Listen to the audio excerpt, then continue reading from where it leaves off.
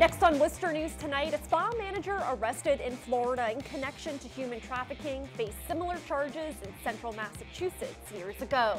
Plus, the cleanup continues across the area after high winds knocked down trees, wires, and utility poles.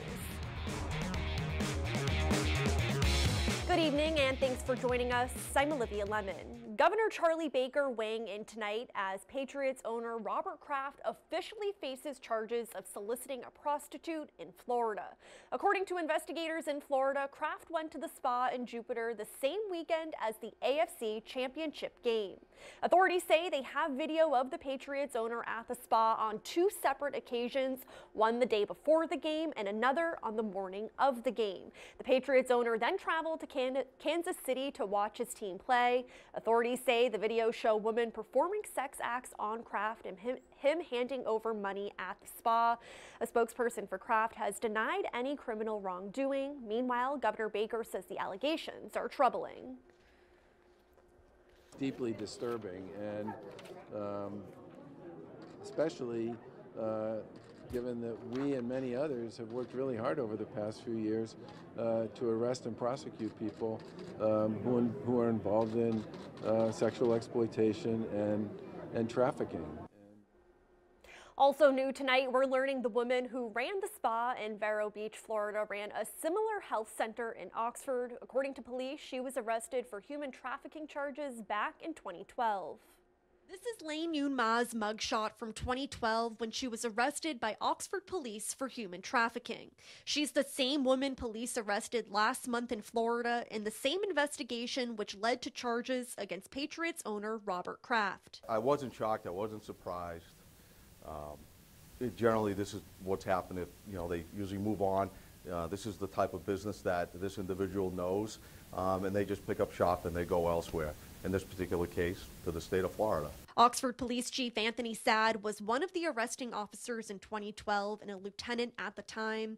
He says the department's months-long investigation in 2011 found a similar scenario to what police found in Florida. They were victims of human trafficking.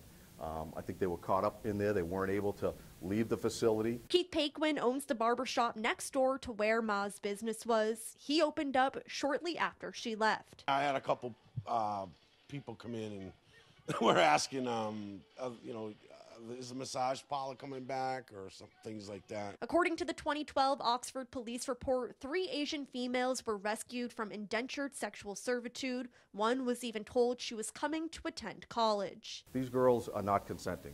They're here against their will to work in this massage parlor, and there's only one consenting person involved. That's the person paying. Ma was charged with human trafficking in Massachusetts and pleaded guilty to a reduced charge of solicitation for prostitution. Chief Saad says the town recently enacted a bodyworks regulation. All massage parlors in town must pass. Anybody who's working as a massage person in this organization will have to come in, make themselves known to the PD, provide identification, and receive a permit. And Chief Saad says there are 3 businesses in Oxford who now need to be approved under the town's new regulations. In other news, the weather calming down a bit Tuesday after high winds did damage across central Massachusetts. We're looking at frigid cold temperatures tonight, and meteorologist Tim Kelly is tracking snow later this week. He has a first look at our forecast. It turned pretty enough today, pretty cold too. Still on the backside of the storm, pushing cold air down. And look at the torrent of moisture coming across the Pacific Ocean, across the nation. It's not a major storm, but we do have some snow on the way for tomorrow night. Even with the blue sky today, it was finger-freezing cold all day long. We have a wind chill advisory in effect for later tonight. Look at the temperature. It's going down to 0 to 10 degrees. And it's still rather gusty this evening. We lost the damaging wind, but it certainly was annoying. Tomorrow the wind goes away, but the cold air is dense and it's stuck in place. Sunshine through about lunchtime. We get up to 15 to 25 degrees. The wind is going to start to come in off the ocean as the sun goes down. There's some snow west of Springfield. There's the clock, 5 o'clock, 6, 7, 8 o'clock. A lot like last Wednesday night. We're going to have a few hours of snow. It could come down heavily enough that the plows need to come out. 11 o'clock tomorrow night, it's full-on snow and a half inch, maybe an inch an hour. Probably give us about 3 inches of snow early Thursday. Could be some delays. And then more action in the weekend forecast in a few minutes.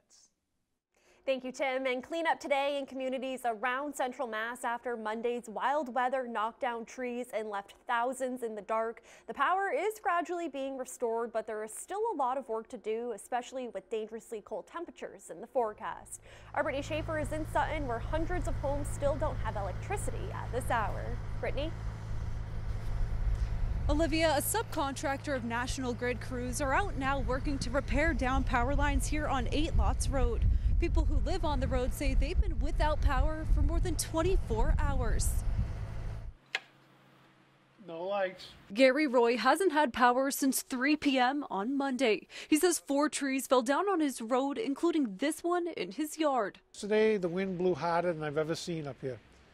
I mean, we had like dust devils in the yard from the snow. You know, it was like swirling around. And I was actually having trouble to stay on my feet. I felt like I was going to blow over a little bit. And it always comes across into my yard because that's the way the wind blows.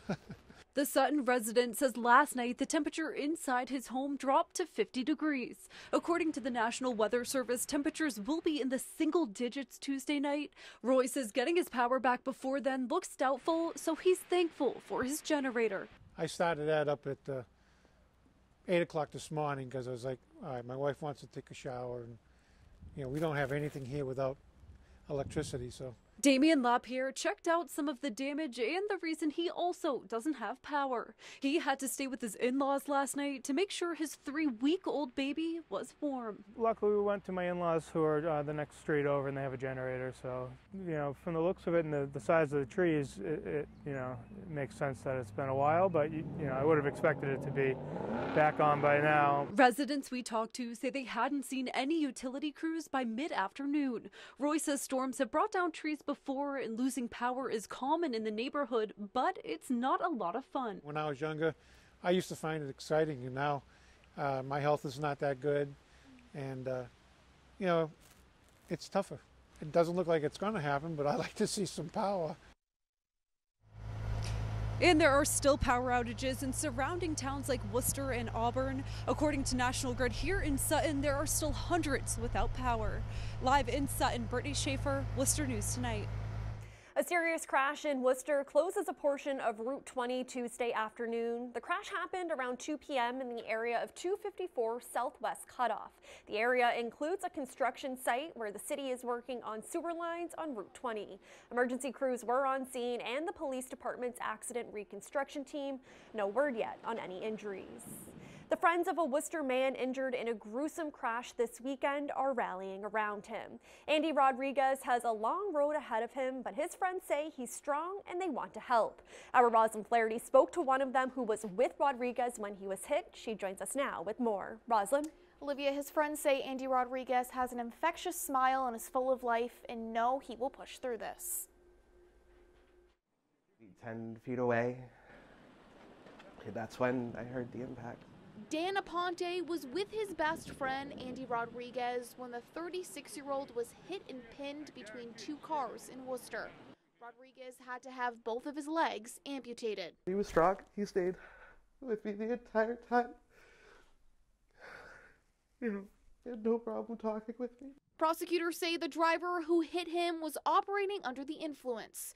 The tragic event is weighing heavy on Aponte, who has been close friends with Rodriguez for 10 years. I went and visited him last night. He held my hand when I went to go walk out. Aponte says Rodriguez is loved by many and will pull through this. He is keeping in close contact with his family and is trying to stay positive. He has that infectious smile and that resilient spirit. Rodriguez is also known as a great bartender, most recently working at MB Lounge. He was like the heartbeat of the bar. He was just a magnet for to be happy, you know, and that's really what makes it really very difficult.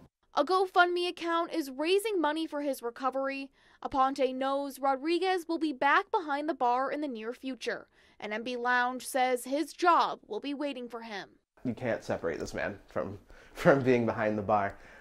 It's his passion, you know, trying new things, making new drinks, meeting new people. He will not just sit in a chair. He's the type that's He'll go through all the physical therapy, and that's just his MO. His makeup is totally, I'm not doing this, because it's in his blood. The GoFundMe account has already raised more than half of its goal. His friends say the support is amazing. Rosalind Flaherty, Worcester News Tonight. A Westborough firefighter is trading in her boots for sneakers. She will be participating in the 2019 Boston Marathon for the Ava Roy Fund. Westborough firefighter paramedic Kelly Manning is running on behalf of fallen firefighter Christopher Roy's daughter. She says an anonymous donor donated the bib to the Ava Roy Fund and she was selected to run. She says even though she never met Roy, the fire service is family and she wants to honor his memory. These guys, we live with each other basically. They're like a second family, so we spend a lot of time together and end up becoming quite close. So that's something really special pertaining to the fire service in general that, you know, I hope to shed some light on as well as part of this event that I'm doing in his honor and to help support his daughter going forward. And she says she's been training almost every day for the marathon. She is also raising money on her own CrowdRise page. There's a proposal to add a safety measure at one of the city's middle high schools. School safety is a big part of the Worcester Public Schools' proposed budget. Claremont Academy's principal is requesting a full-time school resource officer to patrol the building and its exterior. The middle high school is located in Main South. Superintendent Maureen Benenda says a school resource officer would be helpful due to crime in the area. The officer hasn't been approved as the budget is still being finalized. It's the sweetest time of year for people who love maple syrup. There are more than 300 maple sugaring operations in the state, and they are already turning sap into syrup. Bauer Chandler Walsh has the story of one business which is growing from its backyard shack. Trees are tapped for sugaring season at Pure BS Maple Shack in Auburn. Our winters are getting warmer, so the season is starting earlier. Generally speaking, Valentine's Day to April Fool's Day. This local maple syrup venture started with the trees in co-owner Bruce Hopper's backyard, but now they tap thousands, including his neighbors in Auburn and Millbury. For Hopper, the business is a family affair. The buckets don't bring themselves back to the shack, so it's nice to have a couple of big sons. Seeing how much joy it brings people is actually really cool. The sugary magic is made inside this shack. The Hoppers haul in buckets of sap to boil into syrup. It takes about 40 gallons of sap to make 1 gallon of syrup, so you can imagine how long of a process that is. A self-proclaimed sap master, Hopper says so far the season has been a great one with cold weather. While many are hoping for spring, Pure BS wants the trees to hold off on budding because it's when the sap stops flowing. We want it to be, you know, low 40s, high 30s during the day, and in the 20s at night. Hopper says the syrup is starting off light, but will get darker as more nutrients gather in the trees. Pure BS also makes maple sugar, candy, and cream. People think you got to go to Vermont or Canada.